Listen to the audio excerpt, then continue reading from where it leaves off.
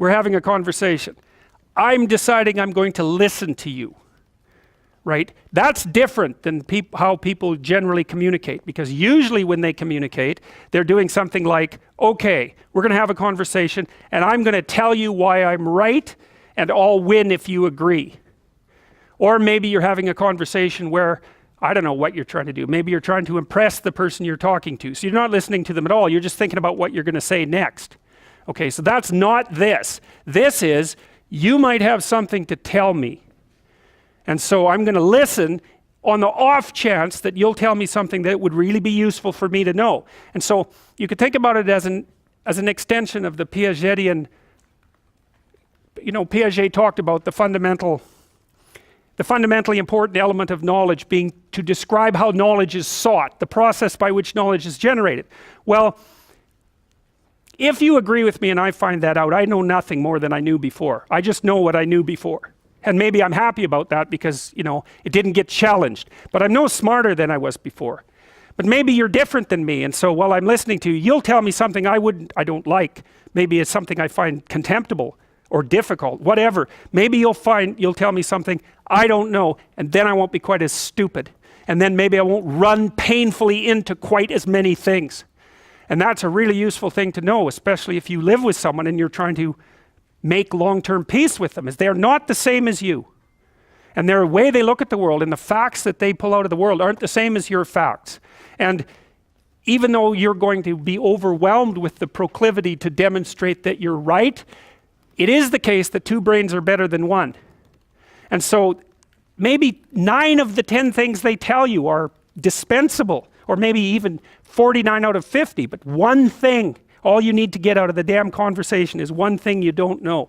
And one of the things that's very cool about a good psychotherapeutic session is that the whole conversation is like that. All you're doing is trying to express the truth of the situation as clearly as possible. That's it. And so now Roger's proposition, and I'll tell you why he derived it, was that if you have a conversation like that with someone, it will make both of you better. It'll make both of you psychologically healthier. So there's an implicit presupposition that the exchange of truth is curative. Well, that's a very cool idea. I mean, it's a very deep idea. I think it's the most profound idea. It's the idea upon which Western civilization, although not only Western civilization, is actually predicated. The idea that truth produces health. But for Rogers, that was the entire purpose of the Psychotherapeutic Alliance. You come to see me because you want to be better.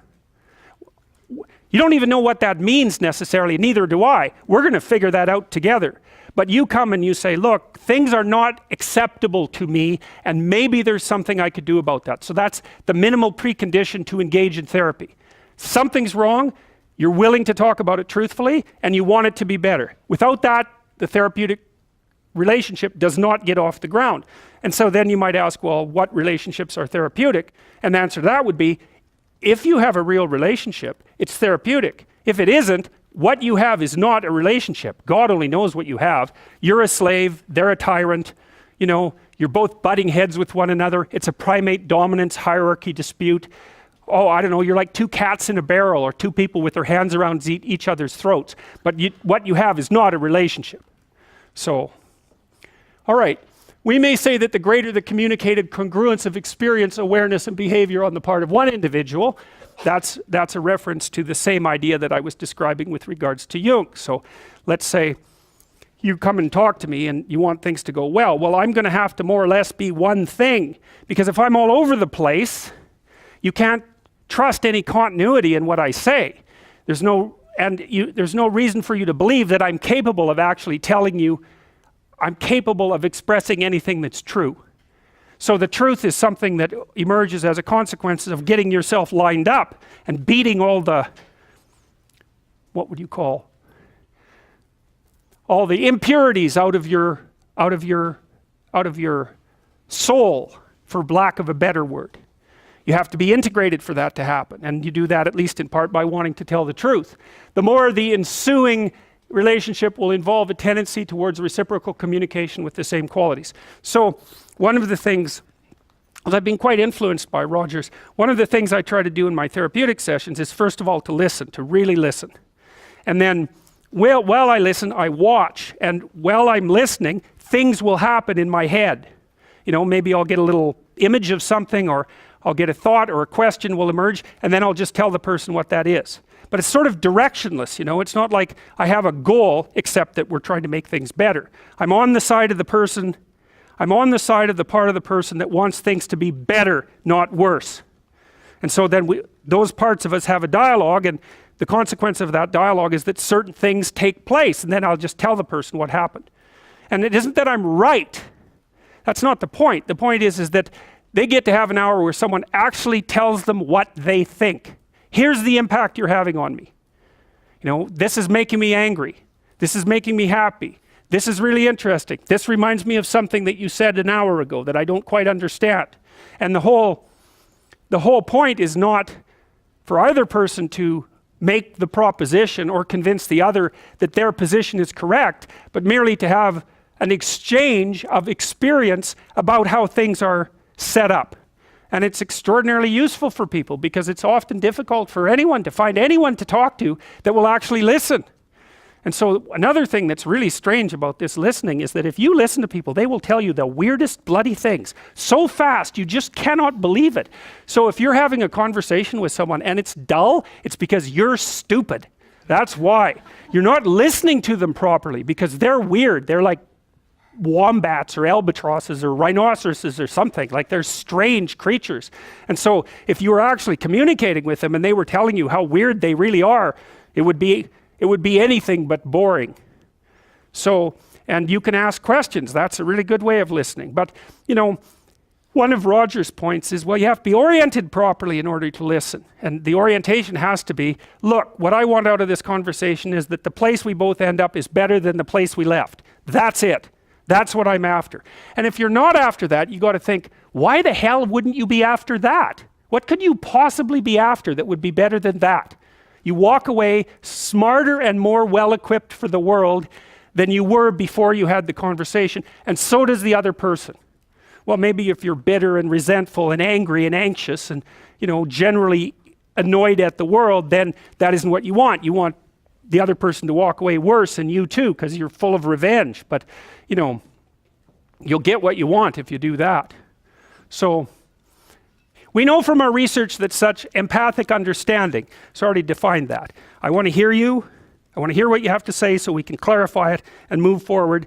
I want to have your best interests in mind, and mine as well, but, you know, both at the same time. Your families too, if we can manage that. We're after making things better. We know from our research that such empathic understanding with a person, not about him, is such an effective approach that it can bring about major changes in personality.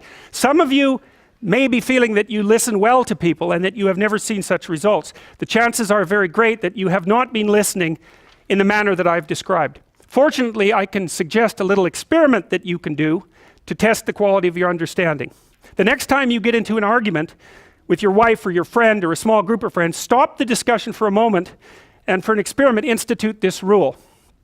Each person can speak up for himself only after he has first restated the ideas and feelings of the previous speaker accurately. What accurately means is they have to agree with your restatement. Now that's an annoying thing to do, because if someone is talking to you and you disagree with them, the first thing you want to do is take their argument, make the stupidest possible thing out of it that you can, that's the straw man, and then demolish it. It's like, so then you can walk away feeling good about it, and, you know, you dominated them really nicely. So, but that isn't what you do. You say, okay, well, I'm going to take what you told me, and maybe I'm even going to make your argument stronger than the one you made. That's useful if you're dealing with someone that you have to live with, because maybe they can't bloody well express themselves very well, but they have something to say. So you make their argument strong.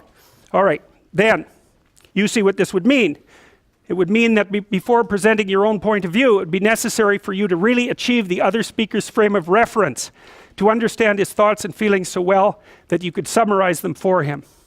Sounds simple, doesn't it? But if you'll try it, you'll find that it's the most difficult thing that you've ever done. Okay, good. We'll leave it at that, and then we'll see you on Tuesday.